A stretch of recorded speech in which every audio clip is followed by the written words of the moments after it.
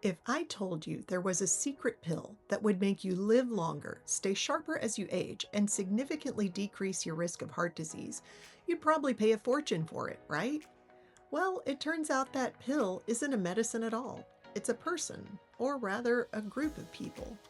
I've been diving deep into a book called The Good Life by Dr. Robert Waldinger and Marc Schulz. It's based on the Harvard study of adult development, the longest scientific study on happiness ever conducted. They have followed families for over 80 years. And the conclusion? It's not money, it's not fame, it's not your cholesterol levels that predict how healthy or happy you'll be at age 80. It's the quality of your relationships. Today, as someone who writes about faith and family, I want to bridge the gap between this incredible science and our everyday lives. Today, I'm going to share 5 reasons why family connection is actually a matter of life and death, and how we can cultivate it even when we are miles apart.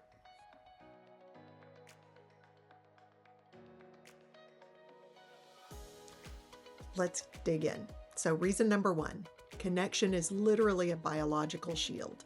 The Harvard study found that people who were more connected to family and friends were physically healthier and lived longer. But they're not the only ones who have found this.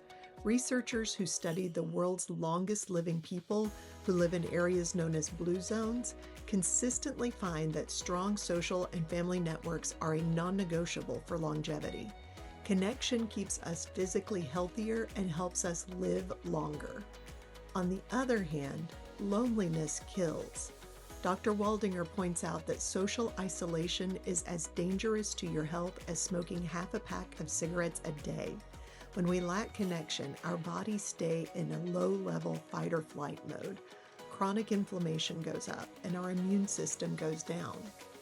As a faith and family person, this hit me deep. We are literally wired by our Creator for community.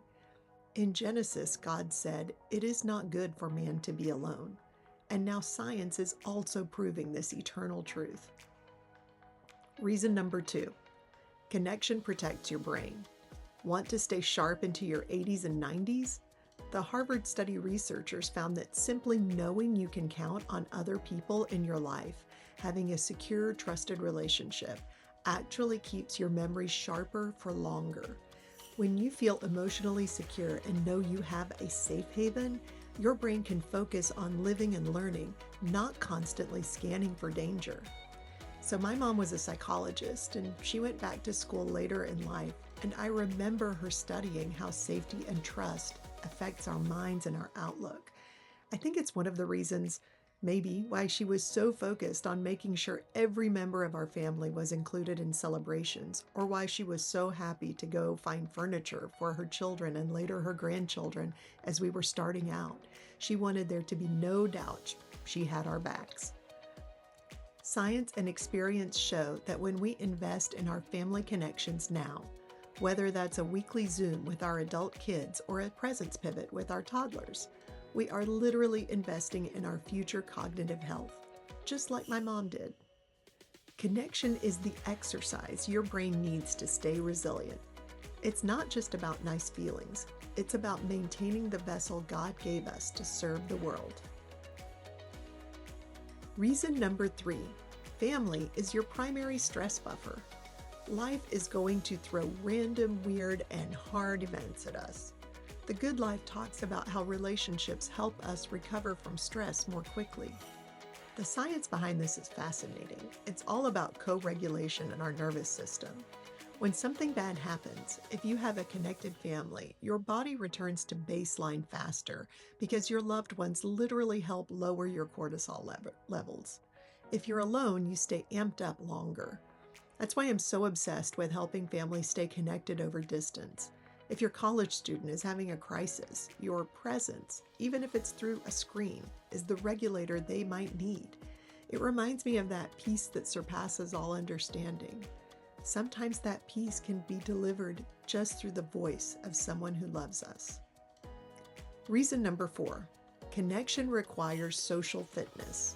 This is a term from the book that I absolutely love. It is also one of the core pillars of well-being and positive psychology research. We don't just get fit and stay fit. We have to work out. relationships are exactly the same. The study found that the happiest people were those who actively leaned into relationships. They didn't just wait for connection to happen. They scheduled the call, they sent the text, they made the effort. In my work, I talk a lot about everyday drudgery, the small, boring tasks of life. Well, social fitness happens in the drudgery. It's the consistent, small I love yous. It's the boring Tuesday check-in. It's the call during the commute. That's where the muscle is built. Finally, reason number 5. Connection creates a legacy of joy. And who doesn't want that? The Harvard researchers noted that as people reached the end of their lives, they didn't wish they'd worked more or made more money. They wished they had spent more time with the people they loved. I think of this also as having an eternal perspective. Our families are the primary mission field God gave us. When we connect, we aren't just making dinner or chatting. We are modeling the love of Christ.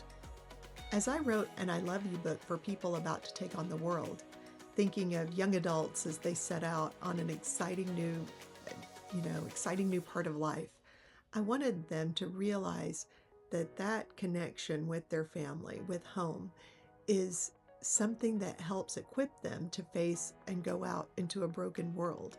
It's that home base is something they carry with them wherever they go. So, here's your challenge for today. Pick one person in your family. It doesn't matter if they live in the next room or the next state. Use one presence pivot. Give them your undivided attention for 60 seconds. No distractions, no agenda, just connection. The science says it'll make you live longer. The faith says it's what you were made for. And if you want to dive deeper, I've got a blog post that expands on these reasons, including some of the specific stats from the Harvard study. And if you're looking for a tool to help you start those conversations, check out my books at the link in my bio. Thank you for being part of this experiment with me. I'll see you in the next video.